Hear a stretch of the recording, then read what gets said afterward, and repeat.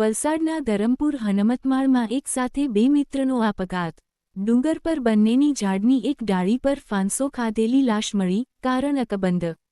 ધરમપુરમાં એક સાથે બે મિત્રોએ અગમ્ય કારણસર ફાંસો ખાઈ જીવન ટૂંકવ્યું હતું. વલસાડના ધરમપુરના હનમતમાળ ગામના જાગીર ફળિયાના અશ્વિનભાઈ કાળુભાઈ ગાવિત તથા તેમના પરિવારના તમામ સભ્યો તારીખ 29 ઓક્ટોબર 2025ના રોજ બુધવારે સાંજે 7 વાગ્યા કલાકે ઘરે હાજર હતા, તેમજ તેમના 20 વર્ષીય દીકરા વિનયનો ગામમાં રહેતો 20 વર્ષીય મિત્ર મુકેશ પણ તેમના ઘરે હાજર હતો. તમામ સાથે જમી પરવારી વાતો કરતા હતા. ત્યારબાદ રાત્રે 11 વાગ્યા કલાકે વિનય તથા તેનો મિત્ર મુકેશ કંઈ પણ કહ્યા વગર મુકેશની બાઇક લઈ ઘરેથી નીકળી ગયા હતા.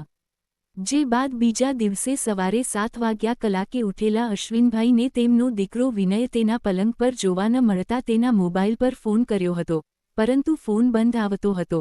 જે બાદ 9 કલાકે વિનય તથા તેનો મિત્ર મુકેશ બંને જણાએ ગાવિત ફળિયામાં સુખડીની માળી ડુંગર ઉપર મહુડાના ઝાડની એક જ ડાળી પર ફાંસો ખાધો હોવાની જાણ થતાં તેઓ બનાવવાળી જગ્યા ઉપર ગયા હતા, જ્યાં વિનય તથા તેનો મિત્ર મુકેશ મહુડાના ઝાડની એક જ ડાળી ઉપર સૂતરના દોરડાથી ફાંસો ખાધેલી હાલતમાં લટકતા જોવા મળ્યા હતા. જેની જાણ થતાં મુકેશના પિતા પણ બનાવવાળી જગ્યા ઉપર આવી ગયા હતા. ઘટનાને પગલે પોલીસ ઘટના સ્થળ પર આવી બંનેના મૃતદેહને ઉતારી સ્ટેટ હોસ્પિટલ ધરમપુરના પીએમ રૂમમાં મૂકવામાં આવી હતી. આ અંગે અશ્વિન કાળુભાઈ ગાવિતે ધરમપુર પોલીસ મથકે બંને મિત્રોએ કોઈ અગમ્ય કારણસર ફાંસો ખાધો હોવાનું જણાવ્યું હતું. Thank